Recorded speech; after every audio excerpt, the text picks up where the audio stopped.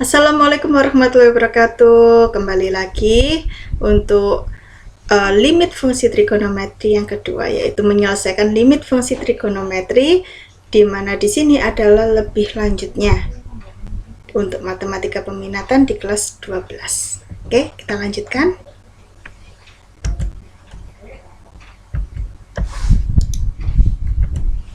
Nah, untuk menyelesaikan limit fungsi trigonometri, di sini kita dapat menyelesaikan dengan dua cara. Yang pertama, dengan cara substitusi langsung, tapi syaratnya adalah dia harus memperoleh hasil tentu atau harus hasil yang terdefinisi nilainya. Terus yang kedua, kita harus menyelesaikan dengan cara penyederhanaan. Penyederhanaan di sini, ketika kalian substitusi secara langsung, tadi dia menghasilkan hasil tak tentu. Dia memperoleh hasil tak tentu. Hasil tak tentu itu seperti apa? 0 per 0, tak hingga per tak hingga, atau negatif tak hingga. Maka disitulah kita harus mencari penyederhanaannya. Maka untuk cara mencari penyederhanaannya, kita harus mempunyai syarat yang kita ketahui di materi sebelumnya, yaitu yang pertama adalah rumus jumlah dan selisih sinus dan kosinus, yang kedua rumus sudut rangkap, yang ketiga identitas trigonometri.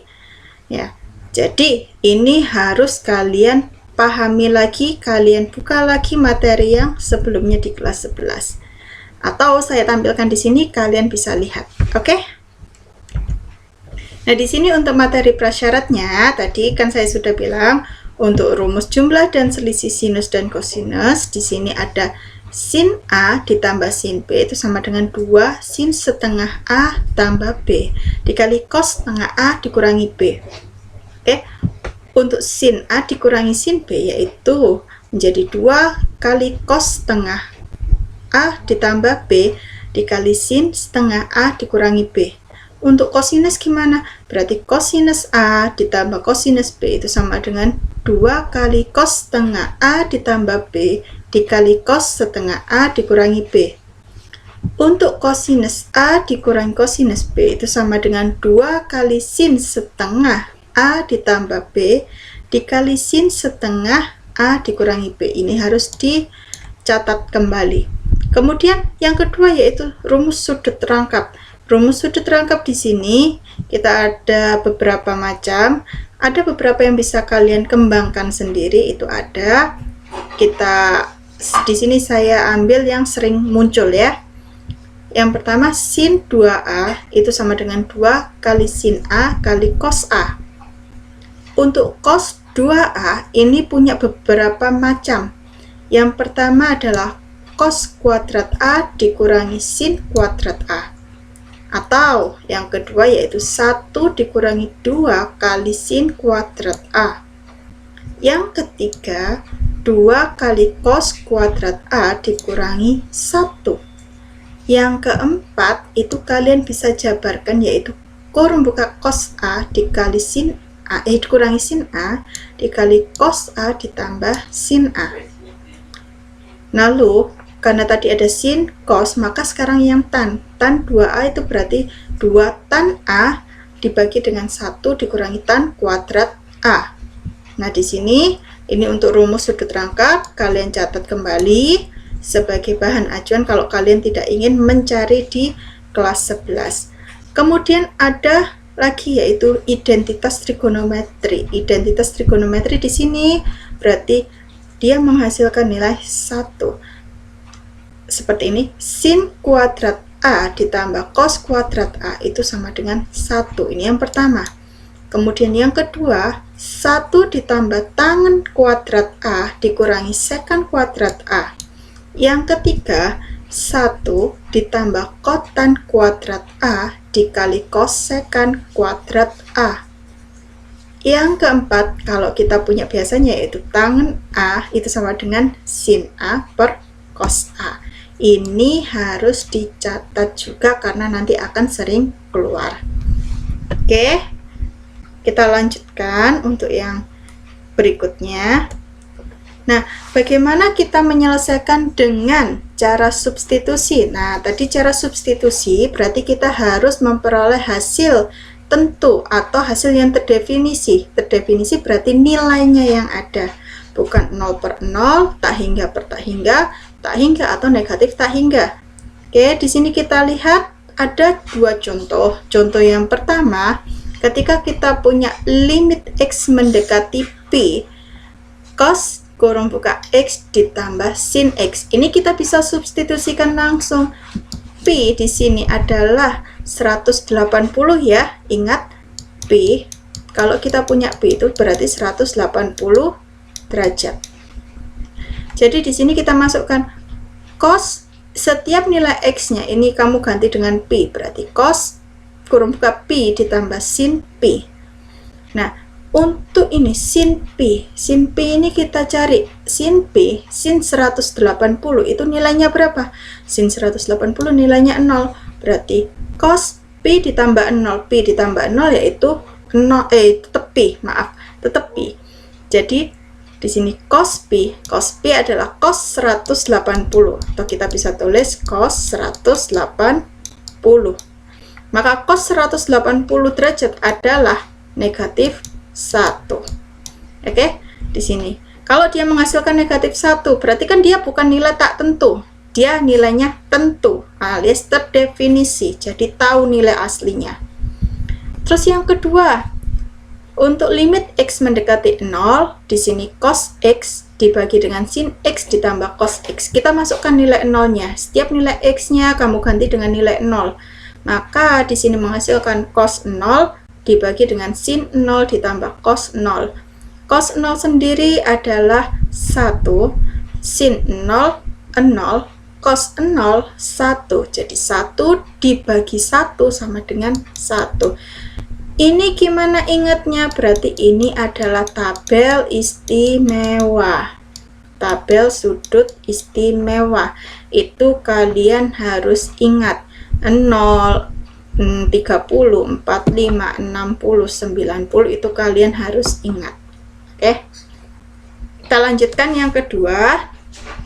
Selain cara substitusi, berarti ada cara yang lain, yaitu dengan cara penyederhanaan. Penyederhanaan seperti apa? Kalau kalian substitusikan tadi itu menghasilkan nilai tak tentu, di sini menghasilkan nilai tak tentu, maka harus dicari penyederhanaannya. Bisa dengan menggunakan rumus jumlah dan selisih, kemudian rumus sudut rangkap, identitas trigonometri, atau kita bisa menggunakan turunan. Ya, di sini ada contoh. Hitunglah nilai dari limit X mendekati 0, 1 dikurangi cos 2X dibagi dengan 1 dikurangi cos 4X. Nah, kita coba terlebih dahulu untuk disubstitusikan. Jadi kita substitusikan secara langsung. Jika dia menghasilkan 0 per 0, maka dia harus diubah. Kita ubah. Di sini kita lihat limit X mendekati 0, 1 dikurangi cos 2X dibagi dengan 1 dikurangi cos 4X. Maka di sini X-nya kita ganti dengan 0. 0 kali 2 yaitu 0, 0 kali 4 juga 0. Jadi 1 dikurangi cos 0 dibagi dengan 1 dikurangi cos 0. Cos 0, ingat cos 0 adalah 1. Jadi 1 kurangi 1, 0. 1 dikurangi 1 yang bawah juga 0. Maka hasilnya adalah 0 per 0. Nah, kalau hasilnya sudah 0 per 0 seperti ini, berarti bentuk tak tentu. Maka kita harus ubah. Kita ubahnya seperti apa? Kita lihat di halaman berikutnya. Nah, ini halaman berikutnya. Oke, tadi kita langsung substitusikan. Dia menghasilkan 0 per 0. Maka kita punya dua cara. Cara yang pertama saya lihatkan ke kalian, yaitu menggunakan rumus identitas trigonometri. Kita olah dengan rumus identitas trigonometri. Ingat ketika kita punya di sini adalah 1 dikurangi cos 2X dan di sini ada cos 4X. Ini kita bisa ubah untuk cos 2X sama cos 4X. Ini kita bisa ubah, yaitu kita ingat rumus sudut rangkap.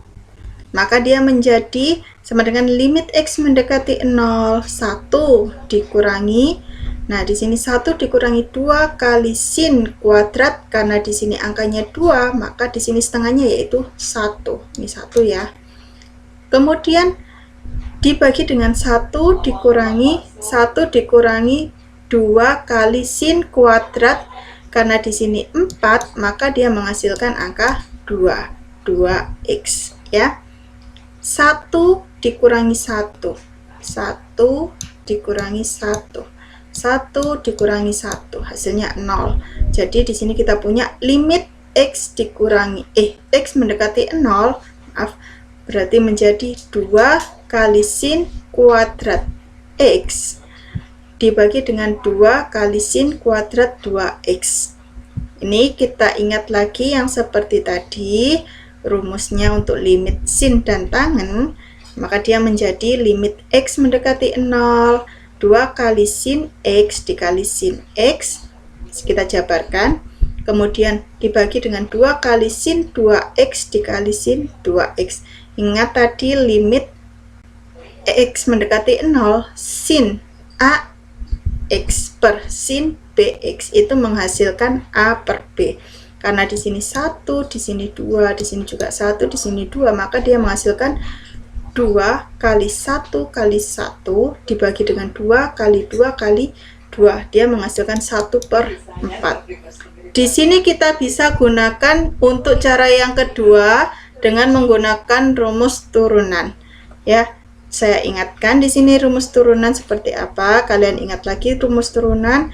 Kalau kalian punya A ditambah B ketika diturunkan, atau AX ditambah BX ketika diturunkan, maka ini fx ya, fx sama dengan AX plus BX ketika diturunkan, maka dia menghasilkan, karena di sini pangkat 1 pangkat 1, jadinya tinggal A plus B. Oke, di sini kalian ingat, maka di sini kita bisa ubah menjadi itu. Limit X mendekati 0, 1 diturunkan menjadi 0 karena dia tidak ada variabelnya. Kemudian dikurangi cos 2x. Cos 2x ketika kalian punya fx-nya